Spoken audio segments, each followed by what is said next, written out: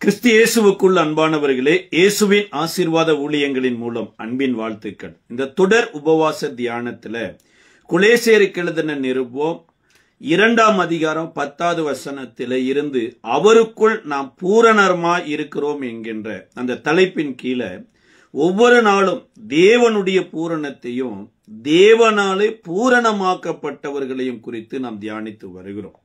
அப்படி இந்த நாளிலும் தியானத்திற்கென்று பிலிப்பியருக்கு எழுதின நிருபம் 2ஆம் அதிகாரம் 8வது வசனம், அவர் மனுஷ ரூபமாய் காணப்பட்டு மரண பரியந்தம், அதாவது சிலுவையின் மரண பரியந்தம் கீழ்ப்படிந்தவராகி தம்மை தாமே தாழ்த்தினார். அதாவது தேவனுடைய பரிபூரணமான தாழ்மை. இன்றைக்கு தாழ்வு மனப்பான்மையில எத்தனையோ பேர் இருக்கிறாங்க. இந்த உலகம் எதை சொல்லிக் கொடுக்குதோ இல்லையோ தாழ்வு மனப்பான்மையை சொல்லிக் கொடுக்குது. தாழ்வு மனப்பான்மை அப்படின்னா என்ன? நம்மளுடைய பிறப்பு இப்படிப்பட்ட பிறப்பு, நாம அப்பேற்பட்ட இடத்தை அடைய முடியாது. நம்மளுடைய குடும்பம் இப்பேற்பட்ட குடும்பம், நாம அந்த இடத்தை அடைய முடியாது. நம்மளுடைய படிப்பு, இன்னே நமக்கு இருக்கக்கூடிய சில காரியங்களை வைத்து வைத்து தாழ்வு மனப்பான்மையை ஏற்படுத்துது. இந்த தாழ்வு மனப்பான்மை எனப்பட்டது தேவனுக்கு விரோதமான காரியம். இனி போன பிசாசினுடைய வேஷமும் கூட. ஆனா தாழ்மை எனப்பட்டதை தேவனிடத்துலதான் கற்றுக்கொள்ள முடியும். தேவனே அதை கற்றுக் கொடுக்கிறார். இங்க பிலிப்பியருக்கு எழுதின நிருபத்துல கூட தேவன் எப்பேற்பட்ட தாழ்மையுள்ளவராய் இருந்தாரு. அவருடைய தாழ்மை எதுவரைக்கும் இருந்தது அப்படின்னா, அதாவது அவர் மனுஷ ரூபமாய் காணப்பட்டு மரண பரியந்தம், அதாவது என்று சொல்லிதான் சிலுவையின் மரண பரியந்தம் தம்மை தேவனுக்கு கீழ்ப்படிந்தவராகி தம்மைத்தாமே தாழ்த்தினார்கள். இப்ப சில பேருடைய தாழ்மை பாருங்க, ஒன்றுமில்லாத காலகட்டத்தில் இருக்கும். ஆனா எல்லாம் வந்துருச்சுன்னு வைங்களேன். ஒரு வசதி வந்துருச்சு, வீடு வந்துருச்சு, ஒரு நல்ல வேலை வந்துருச்சு, இனி உலகத்துல 4 பேர் பேசப்படுகிற நிலைமைக்கு வந்துட்டோம், நல்ல பாப்புலர் ஆயிட்டோன்னு வச்சுங்க. இந்த பிகினிங்ல இருந்த தாழ்மை எனப்பட்டது வசதி வாய்ப்புகள் வருகிற போது கொஞ்சம் கொஞ்சமா குறைஞ்சிரும். என்னை பத்தி அப்படி எப்படி பேசலாம், நீங்க எனக்கு விரோதமா நீங்க எப்படி செய்யலாம் என்று சொல்லி பெருமை எனப்பட்டது ஆட்டோமேட்டிக்கா உள்ள வந்துடும் பாருங்க. ஆனா இயேசுவினுடைய தாழ்மையை குறித்து இயேசுவினுடைய ஜீவியத்திலேயே நம்ம பார்க்கலாம். யோவான் எழுதின சுவிசேஷ புஸ்தகத்தினுடைய 13வது அதிகாரத்துல எல்லாவற்றையும் பிதா இவர் கையில ஒப்புக் கொடுத்தார் என்பதை அறிந்து இதற்கு பின்பு பஸ்கா பண்டிகைக்கு உள்ள போகிற போது இயேசு 3வது வசனம் சொல்லப்பட்டிருக்கிறது, தம்முடைய பிதா எல்லாவற்றையும் ஒப்புக் கொடுத்தார் என்பதையும் தாம் தேவனிடத்திலிருந்து வந்ததையும் தேவனிடத்திற்கு போகிறதையும் இயேசு அறிந்து. பாருங்க, எல்லாம் பிதா ஒப்பு கொடுத்துட்டார். எல்லாம் ஒப்பு கொடுத்துட்டாருன்னா என்ன? உயிரோடு எந்திரிக்க போகிறாரு, பாதாளத்தில் இருக்கிறவங்களை உயிரோடு எழுப்ப போறாரு. இது மாத்திரமல்ல, எவ்வளவோ வரங்கள் வல்லமைகள் இருக்குது, எல்லாவற்றையும் இவர் கையில இருக்குது. இதை அறிந்த உடனே நட உட பாவனை எல்லாம் மாறும் பாருங்க. இன்றைக்கு ஒரு சாதாரண நிலைமையில இருக்கிற ஒரு மனுஷன் ஒரு வார்டு மெம்பரா ஆயிட்டார் அப்படின்னு வைங்களேன், அல்லது ஒரு பிரசிடென்ட் ஆயிட்டாரு, அல்லது ஒரு எம்எல்ஏ ஆயிட்டாரு, எம்பி ஆயிட்டாரு. அந்த பதவி வந்த உடனேயே மனிதனுடைய பிஹேவியரே ஆட்டோமேட்டிக்கா சேஞ்ச் ஆகும். ஆனா இங்க வேதம் சொல்லுகிறது, எல்லாவற்றையும் அறிந்த பின்பு அவர் எந்த இடத்தை போகிறார்னா, போஜனத்தை விட்டு எழுந்து தன் வஸ்திரத்தை கழற்றி வைத்து ஒரு சீலை எடுத்து அறையில் கட்டி கொண்டு பின்பு ஒரு பாத்திரத்தில் தண்ணீர் வார்த்து சீசர்களுடைய கால்களை கழுவவும் தாம் கட்டி கொண்டிருந்த சீலையில் தொடைக்கவும் தொடங்கினார். அதாவது தாழ்மை என்பது இப்படித்தான் இருக்கணும். ஒன்றுமில்லாத காலகட்டத்தில் தாழ்மையா இருந்தோம் அப்படிங்கிறது முக்கியம் இல்லைங்க.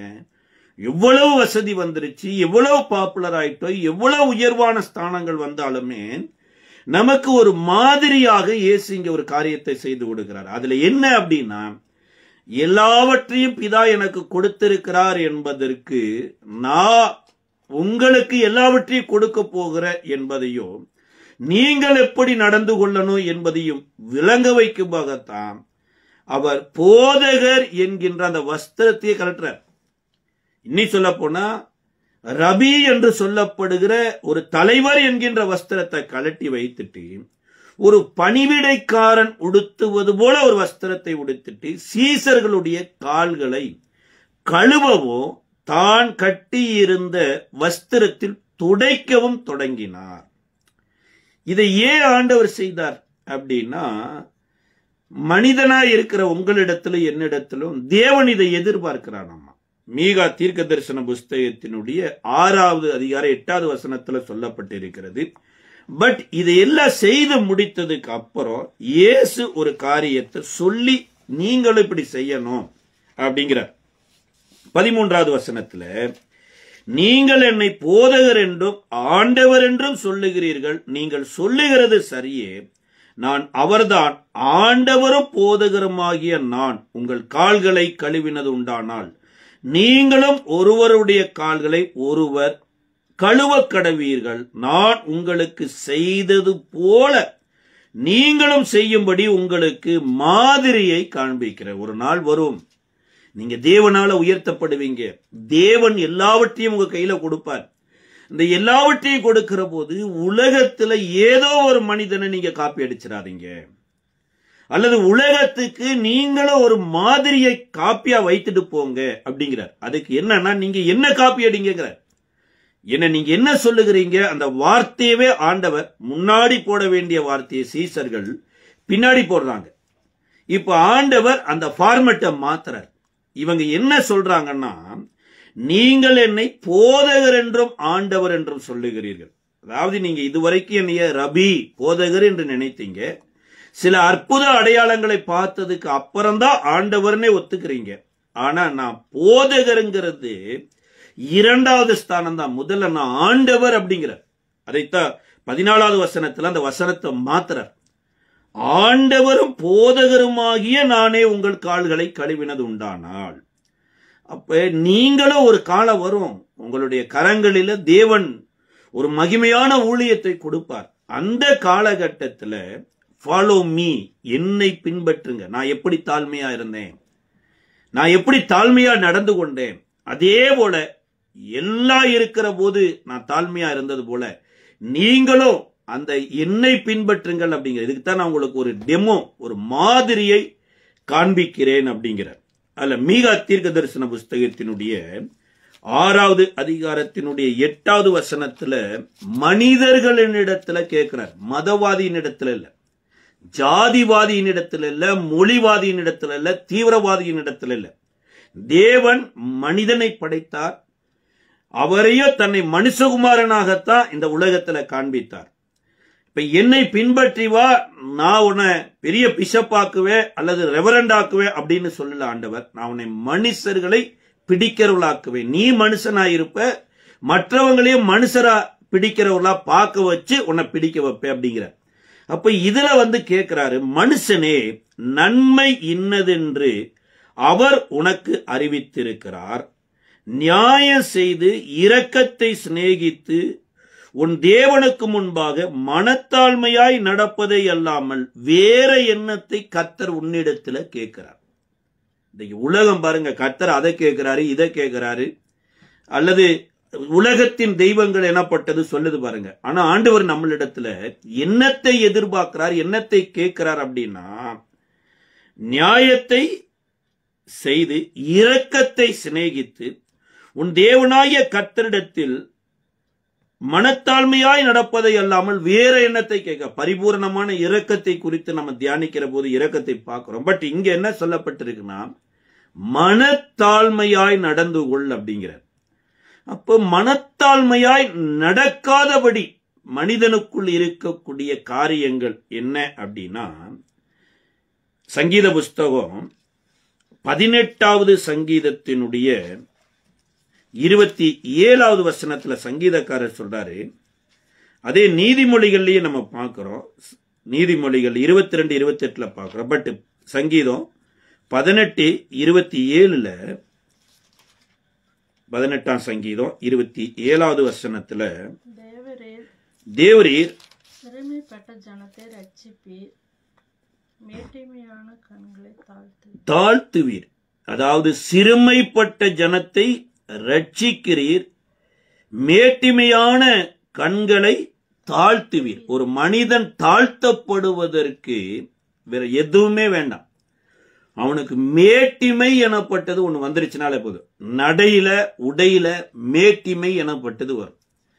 எப்ப மனிதனுக்கு மேட்டிமை வரும் அப்படிங்கறதையும் நம்ம பார்க்க இருக்கிறோம். 22 நீதிமொழிகள் 22:28 ஞானி சொல்றாரு, உன் பிதாக்கள் நாட்டின பூர்வ எல்லையை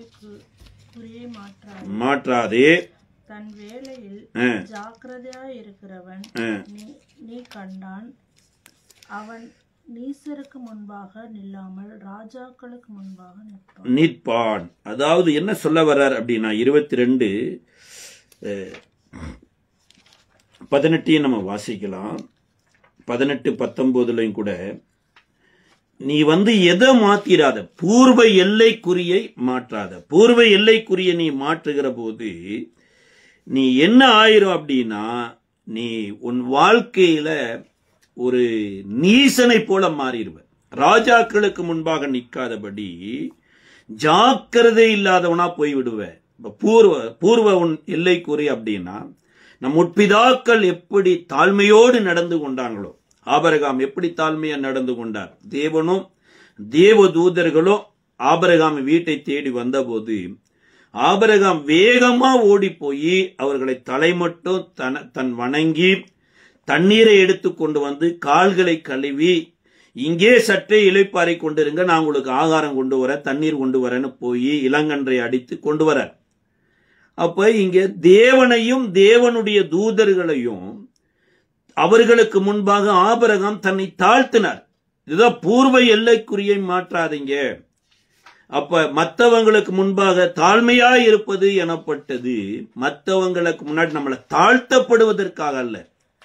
வேதம் சொல்லுகிறது ஒருவரை ஒருவர் கனம் பண்ணுங்கிறார். இதை 29:23 சொல்லப்பட்டிருக்கிறது. 23 நீதிமொழிகள் 29:23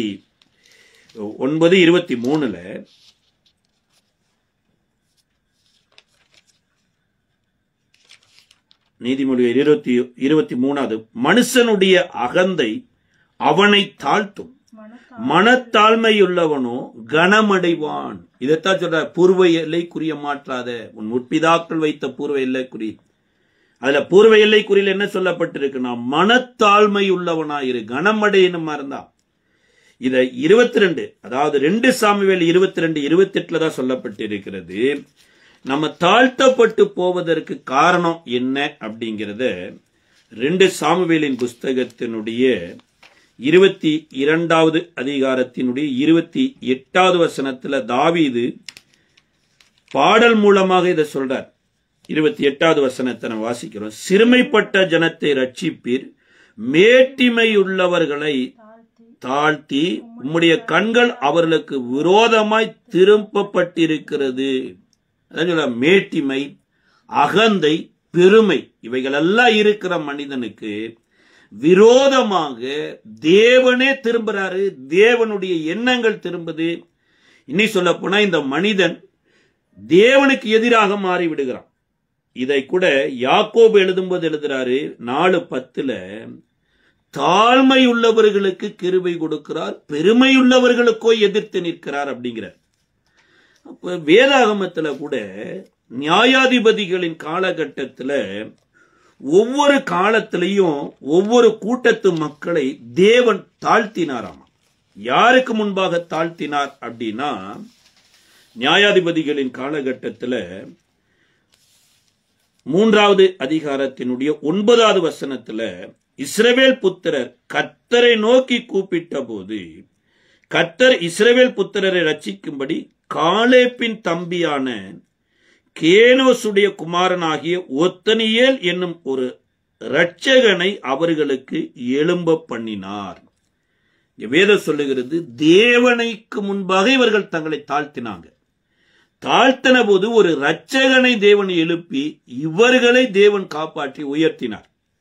இப்படி உயர்த்துகிற காலகட்டத்தில் 30வது வசனம் சொல்லப்பட்டிருக்கிறது. இப்படி அந்நாளிலே மோவாப் இஸ்ரவேலுடைய கைகளின் கீழ் தாழ்த்தப்பட்டது. அதனாலே தேசம் 80 வருஷம் அமைதலாயிருந்தது. அப்ப சில காரியங்கள் தாழ்த்தப்படுகிற போது ஒரு இயற்கைக்கு அப்பாற்பட்ட விதமான சமாதானம் எனப்பட்டது வரும் பாருங்க. எத்தனை வருஷம் தேசம் அமைதலாய் இருந்ததுன்னா 80 வருஷம். அப்ப 80 வருஷம் அமைதலுக்கு காரணம் என்னன்னா, மோவாபியர் இஸ்ரவேலருக்கு கீழே தாழ்த்தப்பட்டாங்க.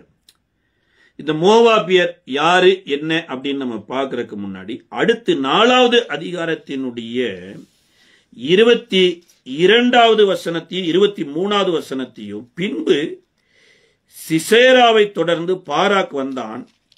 பாராக் யாகேல் வெளியாக அவனுக்கு எதிர்கொண்டு போய், வாரும் நீ தேடுகிற மனுஷனை உமக்கு காண்பிப்பேன் என்று சொன்னால், அவன் அவளிடத்திற்கு வந்தபோது இதோ சிசேரா செத்து கிடந்தான். ஆணி அவன் நெற்றியில் அடித்திருந்தது. இப்படி தேவன் அந்நாளிலே கானானியரின் ராஜாவாகிய யாபீனை இஸ்ரவேல் புத்திரருக்கு முன்பாக தாழ்த்தினார். அதாவது அங்க மோவாபியரை தேவன் இஸ்ரவேலருக்கு கைகளுக்கு கீழே தாழ்த்துறாரு. இங்கே கானானிய ராஜாவாகிய யாபீனை இஸ்ரவேலுக்கு கீழாக தாழ்த்துறார். இதே நியாயாதிபதிகளின் காலத்துல 28ஆம் அதிகாரம் 28வது வசனத்துல கூட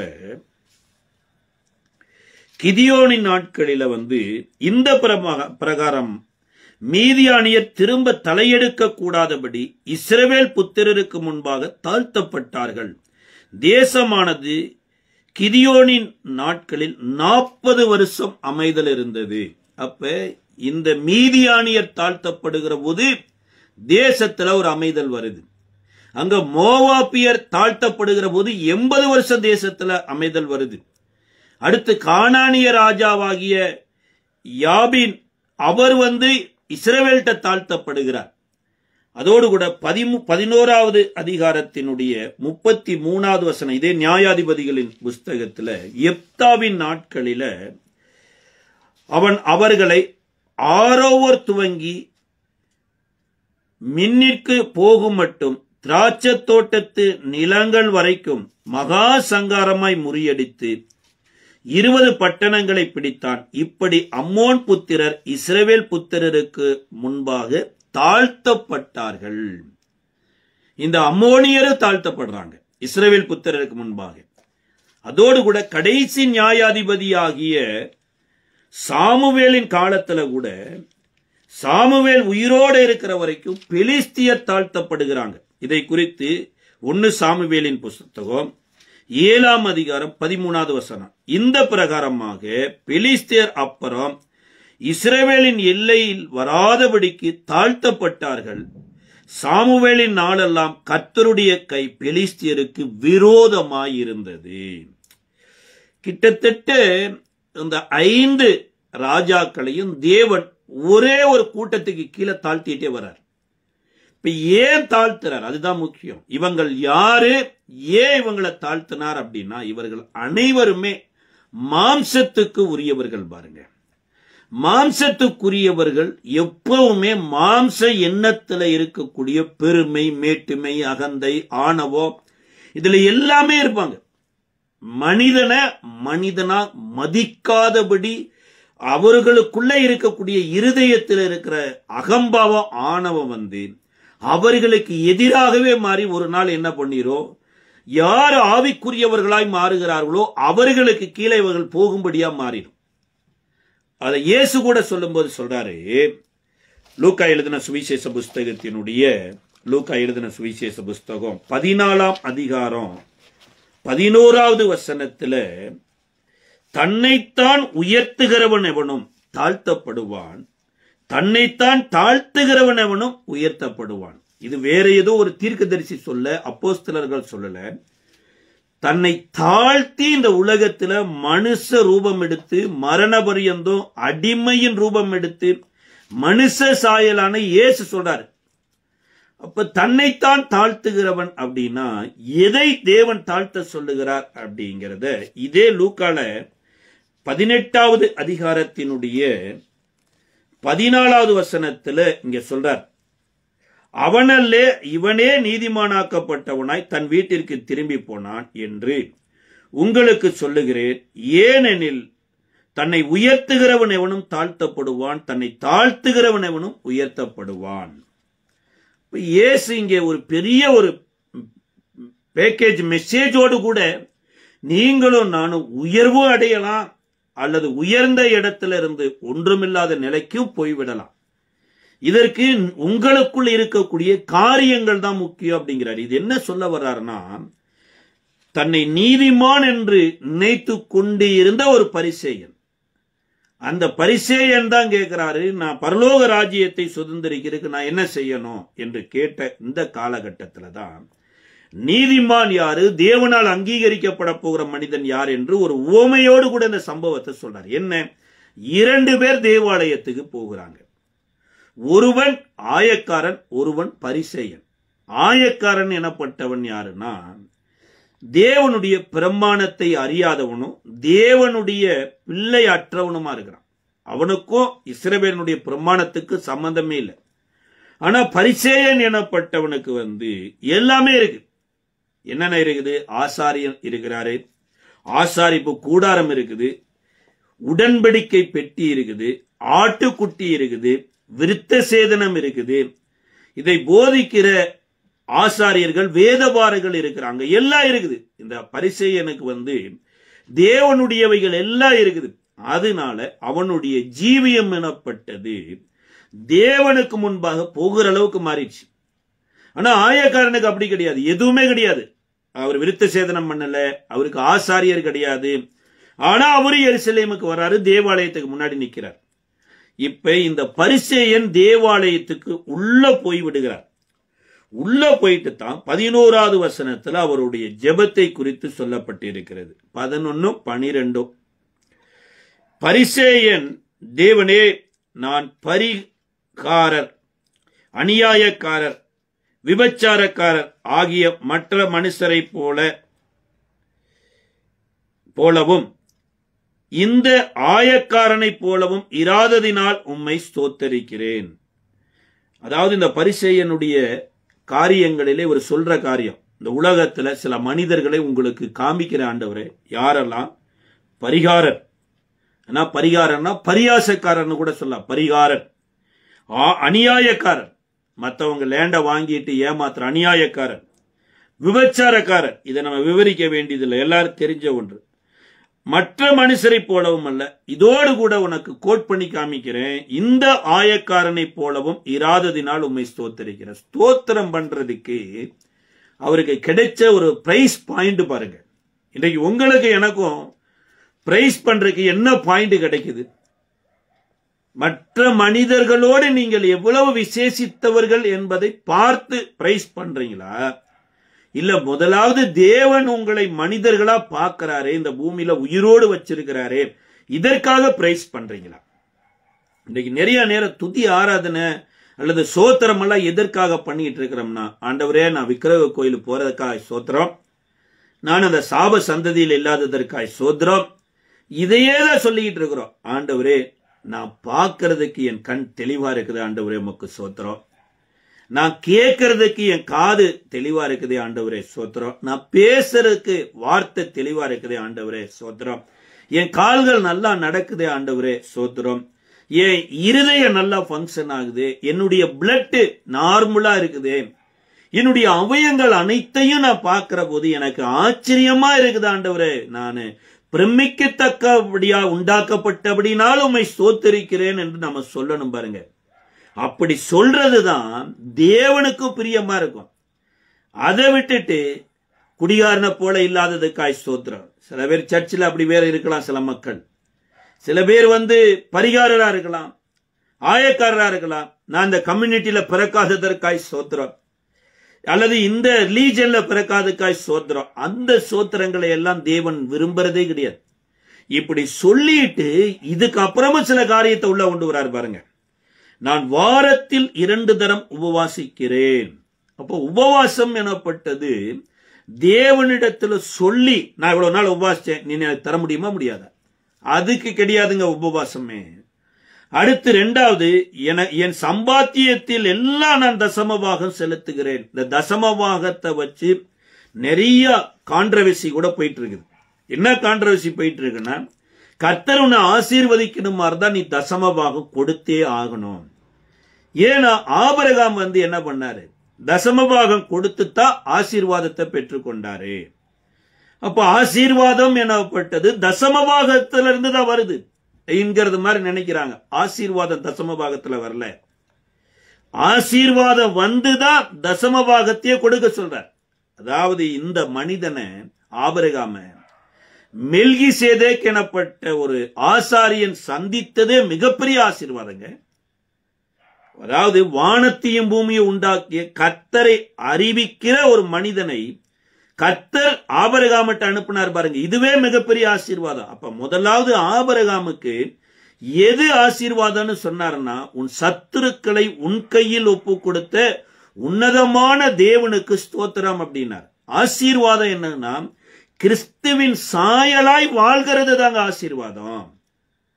அதாவது சத்துருவாய் லோத்துவை நினைக்காதபடி சகோதரனாய் நினைத்து யுத்தம் பண்ணி மீட்டார் பாருங்க. இந்த மாம்ச எண்ணங்களை அழிச்சு அவருக்கு போய் இறங்கி போய் உதவி செய்தார் பாருங்க. இதுதான் ஆசீர்வாதத்தினுடைய பெருசு. தசமபாகம் கொடுக்கலன்னா உனக்கு அவ்வளவுதான், வர வேண்டியதெல்லாம் நின்று. சரி, ஆபிரகாம் தசமபாகம் கொடுத்து இவைகளை எல்லாம் சம்பாதிச்சாரா? இல்ல, இதெல்லாம் சம்பாதிச்சு வந்ததுல தசமபாகம் கொடுத்தாரா? இன்னைக்கு நிறைய பேர் உயர்ந்த இடத்துக்கு அடையணும்னா தசமபாகம் கொடு, தசமபாகம் கொடுங்கிறார். அது கட்டாயம் கொடுக்கணும். ஆனா கர்த்தர் நம்மளை வாங்கி ஆசீர்வதிக்கிறவர் இல்லைங்க. கொடுத்ததை அவர் கொடுத்தார் என்பதற்காக கொடுக்கிறது தான் தசமபாகமே, அவரை கனப்படுத்துறது தான். அப்ப இங்க இந்த மனுஷன் எதை ஆண்டவரிடத்துல வைத்து ஜெபம் பண்றார்? இரண்டாவது காரியம், நான் எல்லாவற்றிலும் தசமபாகம் கொடுத்திருக்கிறேன், நீர் எனக்கு இது செஞ்சேதான் ஆகணும். அடுத்து சொல்றாரு, தனக்குள்ளே ஜெபம் பண்ணி கொண்டான். இந்த மனுஷன் தான் ஜெபம் பண்ணான். இவனுக்குள்ள பெருமை பாருங்க எவ்வளவு ஆணவத்தில் ஆடுது அப்படின்னு. அதாவது நான் சர்ச்சுக்கு வரேன், நான் உபவாசம் இருக்கிறேன், நான் காணிக்கை கொடுக்கிறேன், நான் மற்ற மக்களை போல இல்ல, நான் ஒரு வித்தியாசமா வாழ்றேன், கடவுளே நீர் என்னோட நீ இருந்தே ஆகணுங்கிற. இந்த இருந்தே ஆகணுங்கிற அதே தேவனிடத்துல ஒரு வார்த்தை சொல்லிட்டார், அந்த ஆயக்காரனை போலவும் இல்லாததுனால உண்மை சோத்தரிக்கிறேன் போது. சரி, நல்ல ஜெப பெரிய பிரேயர் பார்ட்னர் இவர் தேவாலயத்துல நின்று இடைவிடாம ஜெபிக்கிறார். இவர் சொன்னபடி இந்த வெளியில ஒருத்தனை காமிச்சாரு, அவர்கிட்ட போய் பார்க்கலான்னு வெளியில போனா தேவாலயத்துக்கு வெளியில நிக்கிற அந்த ஆயக்காரன் தூரத்திலே நின்று தன் கண்களை வானத்துக்கு ஏறெடுக்க துணியாமல் தன் மார்பிலே அடித்துக் கொண்டு, தேவனே பாவியாகி என் மேல் கிருபையாயிரும் என்று ஜெபம் பண்ணினார். இதத்தான் சொல்லப்பட்டிருக்குது. தன்னை தாழ்த்தின ஆயக்காரன் என்ன தாழ்த்தினார்னா, அதாவது தேவனுடைய சமூகத்துக்கு வரும்போது தேவனுடைய பிரசன்னத்துல தேவனுடைய வீடு சர்ச்சா தெரியாது, வானம்தான் அவருடைய வீடு. வானத்துலதான் அவருடைய சிங்காசனத்தை வைத்திருக்கிறார். மேலறையை வானத்திலும் கீழறையை பூமியில வைத்திருக்கிறார். அப்ப பிரசன்னத்துல வரும்போது அவர் எந்த வீட்டை பார்க்கிறார்னா, கல்லுகளினால் கட்டப்பட்ட வீடு இல்ல, கர்த்தர் விரும்புகிற வானத்தின் வாசலாகிய வானத்தை பார்க்கிறார்.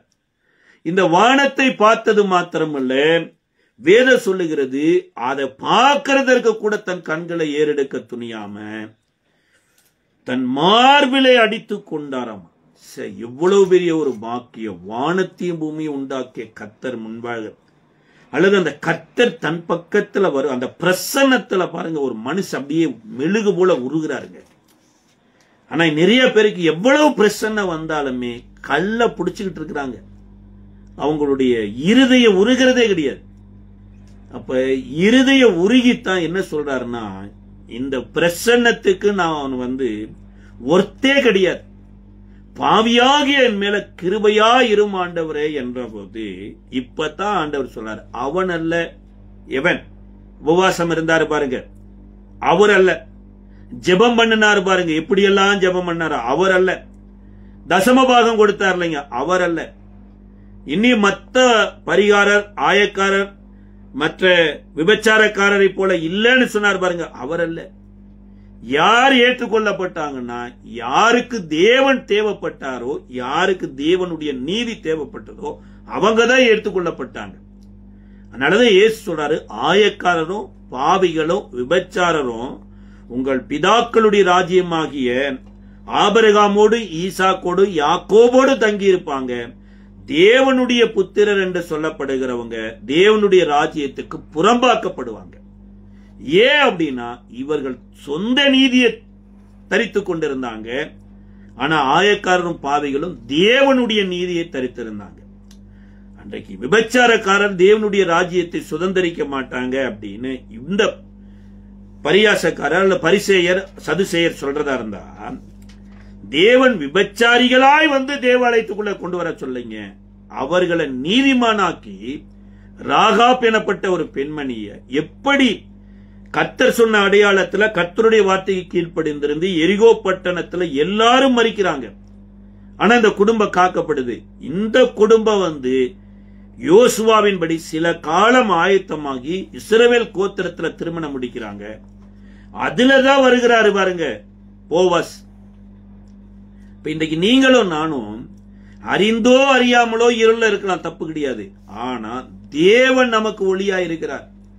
அதனாலதான் தாவீது ஒரு இடத்துல ஜெபம் பண்ணும்போது சொல்றாரு, நான் இருளில் இருந்தாலும் கர்த்தர் எனக்கு வெளிச்சமாய் இருக்கிறார். நான் மரண இருளில் பள்ளத்தாக்கிலே நடந்தாலும் அவருடைய கோலும் தடியும் என்னை தேற்றும், என்ன நடத்திருங்கிறார். அப்ப நம்ம எதுக்கு முன்னாடி தாழ்த்தரமோ இல்லையோங்க, தேவனுக்கு முன்னாடி நம்மளுடைய நீதியோ நம்மளுடைய உபவாசமோ நம்மளுடைய ஜெபமோ ஒன்றுமே கிடையாது.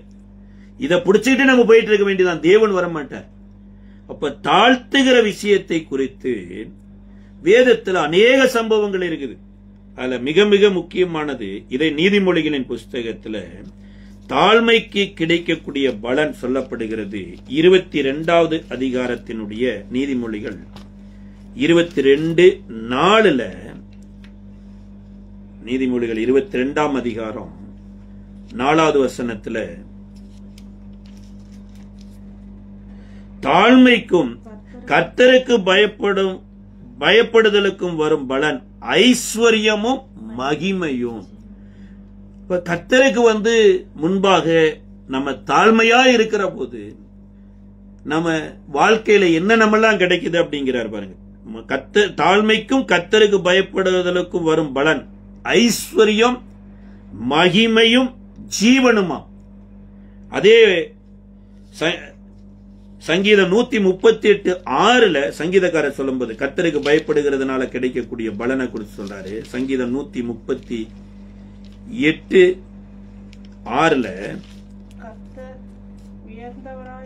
உயர்ந்தவராயிருந்தும் தாழ்மையுள்ளவனை நோக்கி பார்க்கிறார், மேட்டிமையுள்ளவனையோ தூரத்தில் நின்று அறிகிறார். அவன் பக்கத்திலேயே வர்றது கிடையாது. அப்ப எப்பேற்பட்ட ஒரு மனிதனும் தன்னை தாழ்த்துகிற போது கர்த்தர் அவன் பக்கத்துல வர்றாராமா. அந்த தாழ்மையுள்ளவர்களுக்கு கிருபையும் கொடுக்கிறார். இன்றைக்கு நீங்களும் நானும் தேவனுக்கு முன்பாக தாழ்த்தணும். மாய்மாலமான சில தாழ்மையெல்லாம் இருக்குதாமா. அந்த மாய்மாலமான தாழ்மையை குறித்து வேதம் சொல்லுது. கொலைசேருக்கு எழுதின நிருபத்தினுடைய கொலைசேயர் 2வது அதிகாரத்தினுடைய 9வது வசனத்திலையும் 23வது வசனத்திலையும் கர்த்தர் சொல்றாரு. கொலைசேருக்கு எழுதின நிருபம் 2வது அதிகாரம் 29வது வசனமும் 23வது வசனத்திலும் இப்படிப்பட்ட போதனைகள் சுய இஷ்டமான ஆராதனையும் மாயமான தாழ்மையையும் சரீர ஒடுக்கத்தையும் பற்றி நாணம் என்கிற போதம் பேர் கொண்டிருந்தாலும் இவைகள் மாம்சத்தை பேணுகிறதற்கே ஒளிய மற்றொன்றிற்கும் பிரயோஜனப்படாது. கொலைசேயர் 2வது அதிகாரத்தினுடைய 23வது வசனத்துல இப்படிப்பட்ட போதனைகள் அப்படிங்கிறார். ஆனா 9வது வசனத்துல தேவத்துவத்தின் பரிபூரணம் எல்லாம் சரீர பிரகாரமாய் அவருக்குள் வாசமாயிருக்கிறது. மேலும் சகல துரைதனங்களும் அதிகாரத்திற்கும் தலைவராயிருக்கிற அவருக்குள் நீங்கள் பரிபூரணராயிருக்கிறீர்கள். அப்ப தேவனுடைய பரிபூரணத்துக்குரியவர்கள் எதுல போய் மாட்டிக்கொள்ள கூடாதுன்னா இவ்வுலகத்துக்குரிய காரியங்கள்ல. 20வது வசனத்துல சொல்லப்பட்டிருக்கு, அதுதான் நீங்கள் கிறிஸ்துவுடனே கூட உலகத்தின் வழிபாடுகளுக்கு மரித்ததுண்டானால் இன்னும் உலக வழக்கத்தின்படி பிழைக்கிறவர்களைப் போல மனுஷருடைய கற்பனைகளின்படியும் போதனையின்படி நடந்து தொடாதே, ருசிபாராதே, தீண்டாதே என்கின்ற கட்டளைகளுக்கு உட்படுகிறது என்ன, இவைகளெல்லாம் அனுபவிக்கிறதுனால அழிந்து போகும் இப்படிப்பட்ட போதனைகள். எப்படிப்பட்ட போதனைகள்? இந்த தொடர்றது, ருசி பார்க்கிறது, தீண்டாதது, இவைகள் எல்லாமே பிரயோஜனமே இல்லைங்க. அது எதெல்லாம் லௌகீகக்குரியது. அதை இம்மைக்காக மாத்திரம் கிறிஸ்துவின் மேல நம்பிக்கையுள்ளவர்களா இருந்தா எல்லோரை பார்க்கவும் மிகவும் பரிதபிக்கப்பட்ட நிலைமையில போயிடுவோம். அப்ப இவ்வுலகத்தில இருக்கக்கூடிய தாழ்மை அல்லங்க, இவ்வுலகத்தை உண்டாக்கினவருடைய தாழ்மையை தரித்துக் கொள்ள சொல்றார். இதை மத்தேயு எழுதின சுவிசேஷ புஸ்தகத்தினுடைய 11வது அதிகாரத்தினுடைய மத்தேயு 11:29 வசனத்துல இயேசு 28 வாசிக்கிறோம். வருத்தப்பட்டு பாரம் சுமக்கிறவர்களே, நீங்கள் எல்லோரும் என்னிடத்தில் வாருங்கள், நான் உங்களுக்கு இளைப்பாறுதல் தருவேன். நான் சாந்தமும் மனத்தாழ்மையுமாயிருக்கிறேன். என் நுகத்தை உங்கள் மேல் ஏற்றுக்கொண்டு என்னிடத்தில் கற்றுக்கொள்ளுங்கள், அப்பொழுது உங்கள் ஆத்துமாக்களுக்கு இளைப்பாறுதல் கிடைக்கும். என் நுகம் மெதுவாயும் என் சுமை லகுவாயும் இருக்கும் என்கிறார். அதாவது நான் உங்களுக்கு எதை கற்றுக் கொடுக்கிறனோ இல்லையோ, மனத்தாழ்மையை கற்றுக் கொடுக்கிறேன். அப்ப இயேசு நீ 4 பேரை எப்படி உயிரோடு எழுப்புற, அதை என்கிட்ட கற்றுக்கொள் அப்படின்னு சொன்னாரா? அல்லது நீங்க எப்படி அற்புத அடையாளங்கள் செய்யலாம் அதை கற்றுக் கொடுக்க சொன்னாரா? ஆண்டவர் தன்னிடத்துல எதை கற்றுக்கொள்ள சொன்னார் அப்படின்னா, மனத்தாழ்மையை கற்றுக்கொள்ளுங்கள் அப்படிங்கிறார். நான் மனத்தாழ்மை, சாந்தமும் மனத்தாழ்மையுமா இருக்கிறேன், இந்த நுகத்தை சுமங்கள் அப்படிங்கிறார். ஆனா அநேகருக்கு இந்த நுகமே வேண்டாங்கிறாங்க.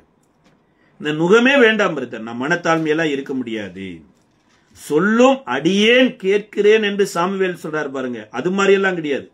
நான் என்ன சொல்றனோ ஆண்டவரே அதை நீர் செய்யும். அதாவது நான் ஆண்டவரே, நீர் தான் யாரு? போதகர். அவர் ஆண்டவர போதகருமானா அவர் சொல்லுகிறதுல ஒன்று என்னன்னா, என் நுகத்தை ஏற்றுக்கொள்ளுங்கள். எரேமியா தீர்க்கதரிசியின் காலத்துல கூட பாபிலோன் தேசத்துக்கு போன போது பாபிலோனியருக்கும் இஸ்ரவேலுக்கும் இருக்கக்கூடிய ஒரு வித்தியாசத்தை பாபிலோனியரே ஏற்படுத்தினாங்களாம். அதுல என்ன அப்படின்னா, ஒவ்வொரு இஸ்ரவேலனுடைய கழுத்திலையும் ஒவ்வொரு இஸ்ரவேல் பெண்மணியினுடைய கழுத்திலையும் மரத்தால் செய்யப்பட்ட ஒரு நுகம் மாட்டி இருக்கும். அந்த மரத்தால் செய்யப்பட்ட நுகம் எந்த இஸ்ரவேலனிடத்துல இல்லையோ அவன் இஸ்ரவேலன் அல்ல, அவன் பாபிலோனிய தேசத்தை சேர்ந்தவன். அப்போ ஒரு அடையாளம் எனப்பட்டது இஸ்ரவேலருக்கு என்னன்னா, கழுத்துல மரத்தால் செய்யப்பட்ட ஒரு நுகம். ஒரு 2 வருட கால வரைக்கும் பாபிலோன்ல இவர்கள் இந்த நுகத்தை சுமந்து கொண்டு இருந்தாங்க. ஆனா அனனியா எனப்பட்ட ஒரு போலி தீர்க்கதரிசி ஒருத்தர் எழும்பி, கர்த்தர் இந்த பாபிலோனியருடைய நுகத்தை முறித்துட்டாரு, இனிமேல் நம்ம பாபிலோனியருக்கு அடிமையா இருக்க வேண்டாம் என்று சொல்லி இந்த நுகத்தை மாட்டி இருந்த எரேமியாவின் கழுத்துல இருக்கிறதையும் உடைச்சுட்டார். இப்ப எரேமியாவுக்கு என்னன்னா, ஒருவேளை கர்த்தர் இவர்கிட்ட சொல்லி இருக்கலாமோ என்னமோ, நம்மள்கிட்ட சொல்லாம இவர்கிட்ட கூட சொல்லிடலாம், கர்த்தர் யார்ட்டையும் பேசுவார் என்று அவரும் அதை ஏற்றுக்கிட்டார். ஆனா கொஞ்ச நேரத்துல கர்த்தருடைய வார்த்தை வருது, நீ இந்த மரநுகத்தை உடைத்தபடியினால இரும்பு நுகத்தை பாபிலோனியர்களால் நீ பூட்டப்படுவாய் அப்படிங்கிற. அப்ப மரநுகம் எனப்பட்டது என்னன்னா, இயேசு சொல்றாரு பாருங்க, கல்வாரி சிலுவையில, அதாவது சிலுவையின் மரண பரியந்தம் தன்னை தாழ்த்தினார். அவர் தேவனுடைய வார்த்தைக்கு அகைன்ஸ்டா எதையும் செய்யல. இன்னி சொல்ல போனா தேவனுடைய வார்த்தைக்கு அகைன்ஸ்டா செய்யறதுக்கு எனக்கு வாய்ப்பு கொடுங்கன்னு ஜெபமும் பண்ணல. வேத வசனத்திற்கு தன்னை தாழ்த்தினார். அதைத்தான் ஆண்டவர் இன்றைக்கு நம்மள்ட்ட எதிர்பார்க்கிறார். நம்ம இருக்கிறது பாபிலோன்லயா இருக்கலாம், தேவனற்ற ஜனங்கள் மத்தியில வாழ்ந்து கொண்டிருக்கலாம். ஆனா நம்ம கழுத்துல ஒரு நுகை இருக்கணும். மனத்தாழ்மையாய் நடந்து கொள்ளணும். நம்ம எவ்வளவு உயர் பதவியில இருந்தாலும் இயேசுவை போல இந்த பதவியை தேவனுடைய ராஜ்யத்துக்காக தான் பயன்படுத்தணுமே தவிர தேசத்தின் ராஜ்யத்தில் இருக்கிறவங்கள போல பயன்படுத்தக்கூடாது. அப்ப இந்த இருதயத்தை நமக்குள்ள தேவனிடத்துல போய் கற்றுக்கொள்ளணும். இது ஒருவேளை உலக ராஜ்யத்துல மீதியானியர்களா இருக்கலாம், பிலிஸ்தியரா இருக்கலாம், அம்மோனியரா இருக்கலாம், கானானியரா இருக்கலாம், மோவாபியரா இருக்கலாம். இவர்களிடத்துல ராஜ்யம் இருந்தாலுமே அவர்களிடத்துல அது இருக்காது. ஏன்னா அவர்கள் தேவனிடத்துல போகல, தேவனிடத்துல கற்றுக்கொள்ளல. ஆனா இஸ்ரவேலுக்கு தேவன் கற்றுக் கொடுத்திருக்கிறார். ஆவிக்குரிய இஸ்ரவேலராகிய உங்களுக்கும் எனக்கும் இயேசுவினிடத்துல கற்றுக்கொள்ள வேண்டிய மிகப்பெரிய ஒரு பாடம் என்னன்னா, அவர் சாந்தமும் மனத்தாழ்மையுமாய் இருக்கிறார். இந்த மனத்தாழ்மை இல்லாத ஒரு மனிதன் குஷ்டரோகிக்கு ஒப்பான ஒரு மனுஷன். அவனுக்கு எல்லாமே இருக்கும், ஆனா அவனுக்குள்ள இருக்கிற ஒரு குஷ்ட ரோகம், மேட்டிமை, பெருமை, அகந்த ஆணவம். அதே போல பாவிக்குள்ள இது அப்படியே இருக்கும். பாவிக்கும் குஷ்டரோகிக்கும் ஒரே சேம் தான். எப்படி குஷ்டரோகி இஸ்ரவேலுடைய பாளையத்திற்கு ஒதுக்குப்புறமா வைப்பாங்களோ அதே போல பாவிகள் தேவனுடைய பிரசன்னத்திற்கு தூரமா இருப்பாங்க. அப்ப பாவிகளுடைய அடையாளத்துல ஒன்றுதான் இதுவும், இந்த பெருமையும் மேட்டியும். தேவன் திருடனை கூட சேர்த்துக் கொள்வாருங்க. ஆனா பெருமையுள்ளவன் தேவனிடத்துல வரவே முடியாது. நீ சொல்ல போனா வானத்துல தேவனை துதித்துக் கொண்டிருந்த லூசிபர் கூட வானத்திலிருந்து கீழே தள்ளப்பட்டதற்கு காரணம் என்னன்னா பெருமையும் மேட்டிமையும் தான். அப்ப இன்றைக்கு நீங்களும் நானும் இதிலிருந்து விடுதலையாகி பூரண தாழ்மையுடையவர்களாய் மாறணும். அந்த பூரணத்துக்கு அடையாளமாகத்தான் 7 எனப்பட்டது வருதுங்க. இப்ப 7 அப்படின்னு எங்கெங்கெல்லாம் வருதோ அங்கெல்லாம் பூரணம். அதுக்கப்புறம் ஒன்றுமே இல்லை. ஆண்டவரே 7 நாள எல்லாத்தையும் முடிச்சிட்டு 7வது நாள் ஓய்ந்திருக்கிறார். அடுத்து மறுபடியும் முதல் நாள் ஸ்டார்ட் பண்றார். இயேசு சிலுவையில் கூட 7 வார்த்தை சொல்லி எல்லாம் முடிந்ததுங்கிறார். அப்போ ஒரு மனிதனுக்கு பூரணம் எனப்பட்டது எப்ப வரும் அப்படின்னா தேவனோடு பரிபூரணமா கனெக்ட் ஆகணும். நீ சொல்ல போனா நான் அவருக்குள் போய் மரிக்கணும், அவர் எனக்குள்ள உயிர்ப்பிக்கணும். அங்கதான் பரிபூரணமான தாழ்மையை தரித்துக் கொள்ள முடியும். ஒரு விசை 2 ராஜாக்களின் புஸ்தகம் 5வது அதிகாரத்தினுடைய 14வது வசனத்தில் சொல்லப்பட்டு இருக்கிறது. நாகமான் எனப்பட்ட சீரிய படைத்தளபதி குஷ்டரோகத்தோடு கூட எலிசாவினுடைய வீட்டிற்கு நிற்கிறார். 11வது 10 வாசிக்கலாம், 10, 11 வாசித்து அடுத்து 14 வாசிக்கலாம். அப்பொழுது எலிசா அவனிடத்தில் ஆள் அனுப்பி நீ போய் யோர்தானில் 7 தரம் ஸ்நானம் பண்ணு, அப்பொழுது உன் மாம்சம் மாறி நீ சுத்தமாவாய் என்று சொல்ல சொன்னான். அதற்கு நாகமான் கடும் கோபம் கொண்டு புறப்பட்டு போய் அவன் வெளியே நின்று தன் தேவனாய கர்த்தருடைய நாமத்தை தொழுது கொண்டு தன் கையினால் அந்த இடத்தை தடவி இவ்விதமாய் குஷ்டரோகத்தை நீக்கிவிடுவான் என்று எனக்குள்ளே நினைத்து இருந்தேன். இதுதான் பெருமை பாருங்க. என்னன்னா இவர் குஷ்டரோகத்தோடு வருவார். குஷ்டரோகம்னா அப்படியே அழுகி சலை அப்படியே வரும், நாத்தம் முடிச்சிருக்கும். ஆனா பரிசுத்த தேவனை ஆராதிக்கிற பரிசுத்த தேவனுடைய தீர்க்கதரிசியாகிய எலிசா பிரதருடைய குஷ்டத்தை அப்படியே தொட்டு பிரைஸ் தி லார்ட் நாகமான், கர்த்தர் உங்களை ஆசீர்வதிப்பார் நாகமான், உங்கள் குஷ்டரோகம் நீங்கட்டும் நாகமான் என்று தடவி கொடுப்பார் என்று நினைச்சிட்டு வந்திருக்கிறார். ஆனா எலிசா நியாயப்பிரமாணத்தின்படி குஷ்டரோகிய பார்க்க கூடாது. ஆனா நீ சுகமாவதற்கு நான் பார்க்கறதுனாலயே நான் தொடுறதுனாலயே மாறாது. ஒரு வழி இருக்குது, அந்த வழியில போய் சுகமாக்கிக்கோன்னு நீ போய் யோர்தான்ல போய் 7 தரம் மூழ்கி எந்திரினா இவருக்கு ஆணவம் பாருங்க. குதிரையை விட்டே இறங்கல. குதிரையை விட்டு இறங்காம இருதயத்துல என்ன நினைச்சிட்டு இருக்கிறாரு, நான் என்ன நினைச்சிட்டு வந்தா இங்க எலிசா பாஸ்டர் என்ன பிரசங்கம் பண்றார், அவர் போய் யோர்தான்ல போய் 7 தரம் மூழ்கி எந்திரிச்சிட்டு வா உனக்கு சுகமாகுங்கிற அப்படியே அப்படின்னு சொன்னது மாத்திரமல்ல, நான் ஸ்நானம் பண்ணி சுத்தமாகிறதற்கு இஸ்ரவேலிலே தண்ணீர்கள் எல்லாவற்றை பார்க்கலாம் தமஸ்கூவின் நதியாகிய அப்னாவும் பர்பாவும் நல்லதல்லோ என்று சொல்லி உக்கரகத்தோட திரும்பி போனான். இதோ உக்கரகன்னா பெருமை, அகந்த ஆணவத்தோட திரும்பி போறான். இன்னைக்கு எல்லாருக்குள்ளயும் இது இருக்குதுங்க. சிறு பிள்ளையிலிருந்து வயதானிபர்கள் எல்லாருக்குள்ளயும் இந்த உக்கரகம், ஆணவம். என்ன பத்தி எப்படி சொல்லலாம்? நீ என்னுடைய பர்சனல் எப்படி நீ டச் பண்ணலாம்? என்னுடைய பிரைவசிக்குள்ள நீ எப்படி நுழையலாம்?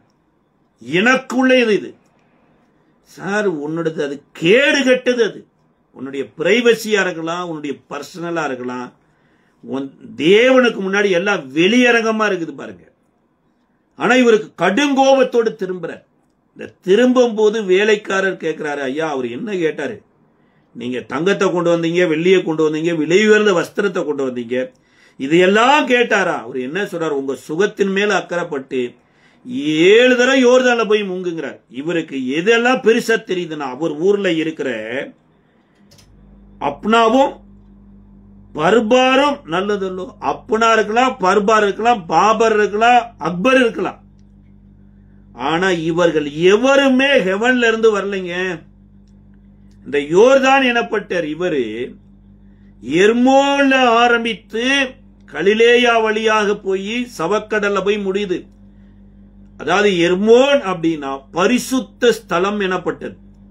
இப்ப பரிசுத்த ஸ்தலத்திலிருந்து ஓடி வருகிற இயேசுவுக்குள்ள போனாதான், அதுவும் முழுவதும் உள்ள போகணும். அறகுறையா முங்கிடக்கூடாது, செத்தரணும். போய் அங்க எந்திரிக்கிற போதுதான் நமக்கு பார்ன் அகைன் எனப்பட்டது வரும் பாருங்க. இந்த பார்ன் அகைன் ஆகிற போதுதான் இயேசுவுக்குள்ள இருக்கிற ஹேபிட் அப்படியே நமக்குள்ள வரும்.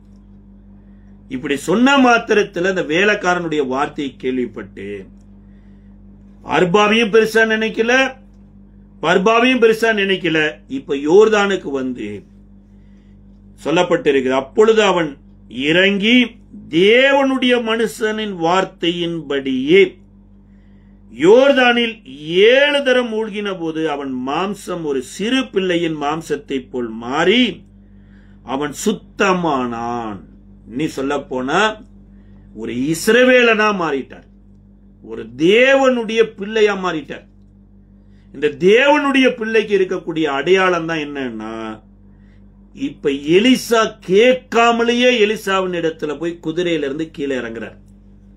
ஒரு தேவனுடைய மனுஷன் வந்தார்னா அந்த தேவனுடைய மனுஷனுக்கு எப்படி ரெஸ்பெக்ட் கொடுக்கணும் அப்படிங்கிறது பாவிக்கு தெரியாது.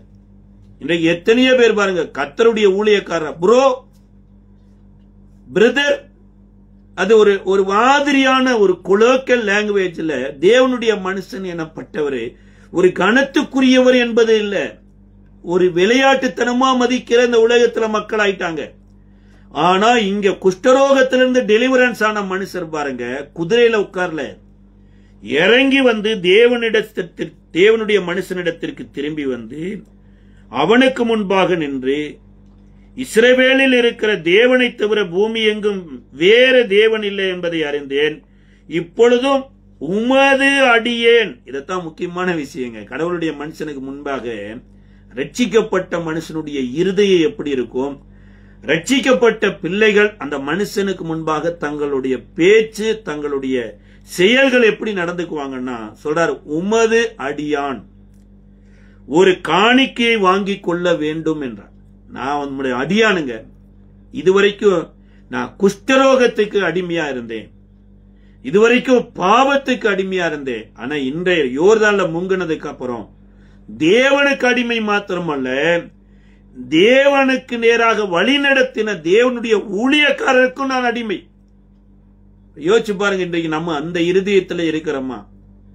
தேவனுடைய உபதேசத்தை சொல்லுகிற எத்தனையோ பேரை பேசி பேசி பேசியே சில குடும்பம் நாசமா போச்சு, சில குடும்ப நன்மைகளை விட்டு விலகி போயிடுச்சு. அப்ப இன்றைக்கு நீங்களும் நானும் தேவனுக்கு அடிமையானது மாத்திரமல்ல, தேவனுடையவர்களுக்கும் அடிமையா இருக்கிறோம். இப்படி சொன்ன மாத்திரத்தில் எலிசா எனக்கு வேண்டாம் என்றார். வேண்டாம், ரைட், ஓகே, சோத்திரம் காணிக்க வாங்கலான்னு போயிருக்கலாம். போக போற மனுஷன் இன்னொரு வார்த்தை அடிமையோடு கூட கேட்கிறார். என்னன்னா, வேலை, நான் செய்கிற வேலையோடு கூட தேவன் இருக்கணும்னு விரும்புறேன். என் வீட்டுக்குள்ள தேவன் இருக்கணும்னு விரும்புறேன். ஏன்னா நான் வேலையில இருக்கும்போது குஷ்டரோகத்துல தான் இருந்தேன். நான் வீட்டில் இருக்கும்போது குஷ்டரோகத்துல தான் இருந்தேன். நான் யுத்தத்தில் இருக்கும்போது குஷ்டரோகத்துல தான் இருந்தேன். ஆனா இந்த யோர்தானுக்குள்ள உள்ள வந்ததுக்கு அப்புறம் தேவனுடையவனா நான் யோர்தான்ல மாறி இப்போ உங்க முன்னாடி தேவனுடையவனா மாறிட்டேன். இனி வீட்டுக்கு போனா தேவனுடையவனா இருக்கணும். என்னுடைய மனைவியின் இடத்துல தேவனுடையவனா இருக்கணும். என் வேலை ஸ்தலத்துல தேவனுடையவனா இருக்கணும். எனக்கு மனசுல ஒரு டிஸ்டர்பன்ஸ் இருக்குது. என்னுடைய மொபைல் போன் தேவனுடையதா இருக்கணும். என்னுடைய பொருள் தேவனுடையதா இருக்கணும். அப்படி எனக்கு டிஸ்டர்பன்ஸா இருக்கிறதுல ஒண்ணு என்னன்னா 18வது வசனத்துல சொல்றாரு, ஒரு காரியத்தை கர்த்தர் உமது அடியானுக்கு மன்னிப்பாராக. நாகமான் எலிசாவினுடைய அடிமைங்களா? அவர் சீரிய படையில சீரியா தேசத்தினுடைய அதிபதி, ஒரு படை தளபதி. ஆனா அந்த படை தளபதி இப்ப யாருக்கு அடிமையா நிக்கிறார்னா எலிசாவுக்கு அடிமையா இருக்கிறார். தன்னை தாழ்த்துறாருங்க. என்ன தாழ்த்தி கேட்கிறார்னா, ஒரு காரியத்தை உமது அடியானுக்கு கர்த்தர் மன்னிப்பாராக. என் ஆண்டவன் பணிந்து கொள்ள ரிம்மோன் கோவிலுக்குள் பிரவேசிக்கும் போது நான் அவனுக்கு கைலாக கொடுத்து ரிம்மோன் கோவிலே பணிய வேண்டியதாகும். இப்படி ரிம்மோன் கோவிலில் நான் பண்ண வேண்டிய இந்த காரியத்தை கர்த்தர் உமது அடியானுக்கு மன்னிப்பாராக. இதுதான் பூரணமான தாழ்மை. யாருக்கு அடிமை? எலிசாவுக்கு அடிமை. அப்ப அடியானுக்கு மன்னிப்பாராக போது இப்ப எலிசா சொல்றாரு, நீ வேலையை விட்டுரு. நீ ரிமோன் கோயில்ல வேலை செய்யற வேலை அது பிரயோஜனமே இல்ல, கர்த்தருக்கு பிரியமான வேலை இல்ல. நீ தயவு செய்து நீ அந்த ஊரையே காலி பண்ணிட்டு நீ இஸ்ரேலுக்கு வந்துரு. அப்படியெல்லாம் சொல்லல. அவர் எலிசா சொல்றாரு, சமாதானத்தோட போய் என்றான். அதற்கு இவன் புறப்பட்டு போனான். கொஞ்ச தூரத்துல கேயாசி வர்றார். இது வேற சாப்டர். பட் எனிவே பூரணமான தாழ்மை இந்த நாகமானுக்கு எப்படி வந்தது அப்படின்னா, யோர்தான்ல போய் தேவனுடைய பிள்ளையா கன்வெர்ட் ஆயிட்டார். ஆனா அந்த இஸ்ரேல்ல இருக்கிற எத்தனையோ பேர் பாருங்க, யோர்தானே இஸ்ரேவேல்ல தான் இருந்தது. யோர்தானுக்கு நேராய் வழி நடத்தக்கூடிய எலிசாவும் இஸ்ரேல்ல தான் இருந்தாரு. ஒரு குஷ்டரோகி கூட அங்க வரல. ஒரு குஷ்டரோகி கூட எலிசாவிட்ட வந்து ஆண்டவனேன்னு சொல்லல, நான் ஒரு நீதியுள்ள ஒரு வாழ்க்கை வாழ என்ன செய்யணும்னு ஜெபிக்கவும் இல்லை. இதைத்தான் இயேசு லூக்கா 4வது அதிகாரம் 29வது வசனத்துல சொல்றாரு, நாகமானே அல்லாமல் வேறொருவனும் ரட்சிக்கப்படல அப்படிங்கிறார். இப்ப பூரணமானது எப்ப வருதுன்னா இந்த இடத்துலதான் வருது. யோர்தானுக்குள்ள போய் கிறிஸ்துவுக்குள்ள போய் நம்ம மரித்து கிறிஸ்துவோடு கூட எழுந்திருக்கிற போதும் பூரண தாழ்மை எனப்பட்டது வருங்க. இங்க மாத்திரம் கிடையாது. ஆதியாகம புஸ்தகத்தினுடைய ஆதியாகமம் 33வது அதிகாரத்தின் 3வது வசனத்துல அங்க ஏசாவின் இடத்துல போய் யாக்கோபு தரை மட்டும் தன்னை தாழ்த்தி வணங்கி ஒரு ஜெபம் பண்றார். 33வது அதிகாரம் 3வது வசனத்துல அவன் தன் கண்களை எடுத்து 33வது அதிகாரம் 3வது வசனம், தான் அவர்களுக்கு முன்னாக நடந்து போய் 7 விசை தரை மட்டும் குனிந்து வணங்கி தன் சகோதரன் கிட்ட சேர்ந்தான். அப்பொழுது ஏசா எதிர்கொண்டு ஓடி அவனை தழுவி அவன் கழுத்தை கட்டி கொண்டு அவனை முத்தம் செய்தான். இருவரும் அழுதார்கள். அவன் தன் கண்களை ஏறெடுத்து ஸ்திரீகளையும் பிள்ளைகளையும் கண்டு, உன்னோடு இருக்கிற இவர்கள் யார் என்றான். அதற்கு அவன், தேவன் உமது அடியானுக்கு அருளின பிள்ளைகள். இங்கதான் இங்க ஏசாவுக்கு அடியானா கொண்டு போறார். யாக்கோபு தேவனுக்கு அடியான்னு சொன்னா பரவாயில்ல, இங்க சொல்லப்பட்டு உமக்கு அடியான் அப்படிங்கிறார். ஆனா இதே யாக்கோபு தனக்கு மனைவி இருக்கிறாங்க, பிள்ளைகள் இருக்கிறாங்க என்று தன்னுடைய வேலைக்காரரிடத்துல சொல்லி அனுப்பவே இல்லை. அங்க போய் சொல்லும் போது சொல்றாரு 32வது அதிகாரத்துல, நீங்க ஏசாவை சந்திக்கிற போது ஏசாவை சந்தித்து ஒரு சில காரியம் சொல்லுங்கள் அப்படின்னு 3, 4, 5 வசனத்துல சொல்றாரு, பின்பு யாக்கோபு ஏதோம் சீமையாகிய சேயீர் தேசத்தில் இருக்கிற தன் சகோதரனாகிய ஏசாவினிடத்திற்கு போகும்படி ஆட்களை அழைப்பித்து, நீங்கள் என் ஆண்டவனாகிய ஏசாவினிடத்திற்கு போய், நான் இதுவரைக்கும் லாபானிடத்தில் தங்கியிருந்தேன் என்றும், எனக்கு எருதுகளும் கழுதைகளும் ஆடுகளும் வேலைக்காரரும் வேலைக்காரிகளும் உண்டும், உம்முடைய கண்களில் எனக்கு தயை கிடைக்க ஆண்டவனாகிய உமக்கு இதை அறிவிக்கும்படி ஆட்களை அனுப்பினேன் என்றும் உம்முடைய தாசனாகிய யாக்கோபு சொல்ல சொன்னான் என்று சொல்லும்படி கட்டளை கொடுத்து தனக்கு முன்பாக ஆட்களை அனுப்பினான். இதுல ஒரு இடத்துல கூட எனக்கு 4 மனைவி இருக்கிறாங்க, 13 பிள்ளைகள் இருக்கிறாங்க என்று சொல்லவே இல்லை. ஏன் அப்படின்னா, ஒருவேளை அவன் எதிர்த்து வந்தான்னா இவங்களை எப்படியாவது காப்பாத்தி விட்டுறலாம் என்கின்ற குறுக்கு வழி கடவுளுடைய வார்த்தையின்படி நடந்து போன போதும் கூட இருந்ததுங்க. இன்னைக்கு எத்தனையோ நேரங்களில் நம்மளுடைய இருதயம் கூட பாருங்க, ஏதோ ஒரு குறுக்கு வழியில ஏதோ ஒரு காரியத்தை சம்பாதிப்பதற்கு ஏதோ ஒன்றை தேடும். நம்ம பேரு மரியாள்னு கூட வச்சுக்கலாம், இவாஞ்சலின்னு வச்சுக்கலாம், எஸ்தர்னு வச்சுக்கலாம், இயேசுன்னு வச்சுக்கலாம், டேவிட்னு வச்சுக்கலாம், மார்க்னு வச்சுக்கலாம், ஆபிரகாம்னு கூட வச்சுக்கலாம். ஆனா நம்மளுடைய மனசு பாருங்க, குறுக்கு வழியில போய் திருட்டுத்தனமா எதையாவது சம்பாதித்துக் கொள்ளான்னு நினைச்சிட்டு இருக்கும். ஆனா இப்ப இந்த மனிதனுடைய மனசு தேவனுக்கு முன்பாக தன்னை தாழ்மைப்படுத்தினது மாத்திரமல்ல, வேத சொல்லுகிறது தேவன் ஏற்படுத்தினவருக்கு முன்பாகவும் தன்னை தாழ்த்துறார். இந்த ஏசா எனப்பட்டவர் யாருன்னா, இவருக்கு மூத்தவர், இவர் அண்ணன். ஒருவேளை சேஷ்ட புத்திர பாகத்தை கூட கொடுத்து வாங்கியிருந்தாலும் பிறப்புல இவர் தான் மூத்தவர். அதனாலதான் பவுல் எழுதும் போது எழுதுறாரு, ரட்சிக்கப்படாத அதிகாரிகள் இருந்தாலுமே தேவனாலே அந்த அதிகாரிகள் உங்களுக்கு வராம இல்லை, அவர்களுக்கு உங்களை தாழ்த்துங்க, அவங்க சொல்லுக்கு கீழ்ப்படியுங்க. ரட்சிக்கப்படாத கணவனே இருந்தாலும் பரவாயில்ல, உங்களை கற்புள்ள நடக்கையினால அவங்க வார்த்தைக்கு கீழ்ப்படியுங்க, தாழ்த்துங்க. இயேசு இந்த பூமியில சிலுவையின் மரண பரியந்தம் தாழ்த்தினார்னா, யோவான் சானகன் இடத்துல போய் ஞானஸ்தானம் எடுக்கிற அளவுக்கு இயேசுவை விட யோவான் சானகன் புனிதர் கிடையாதுங்க.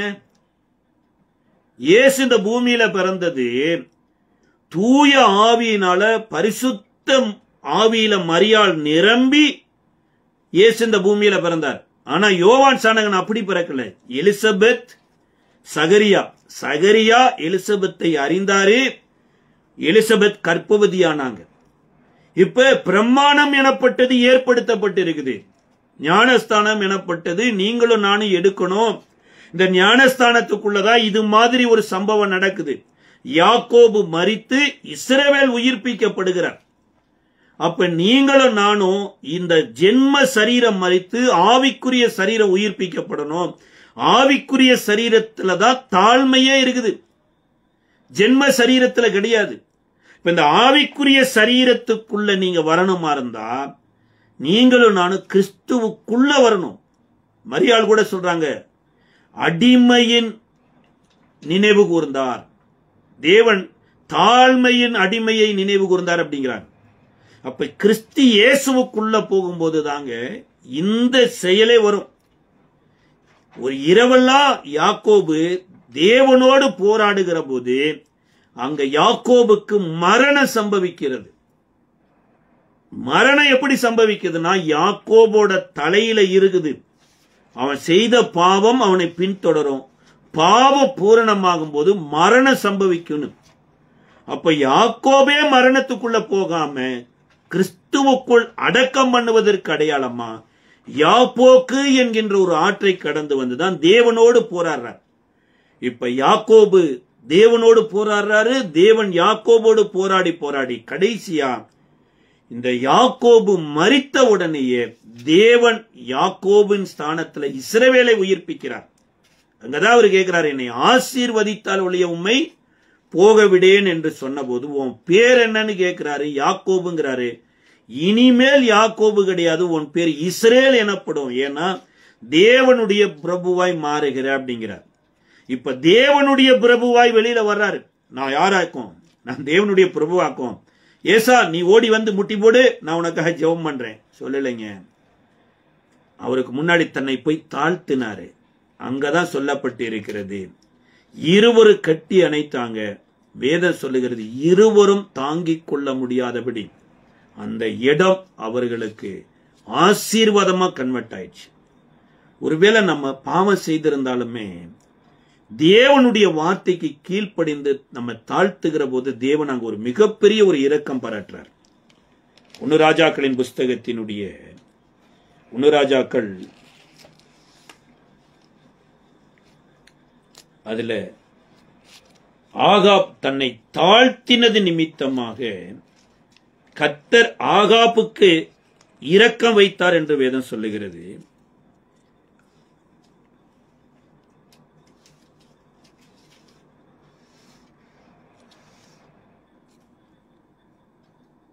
இருபத்தி 1வது அதிகாரத்தினுடைய 27வது வசனம். 1 ராஜாக்களின் புஸ்தகம் 21ஆம் அதிகாரம் 27வது வசனம்.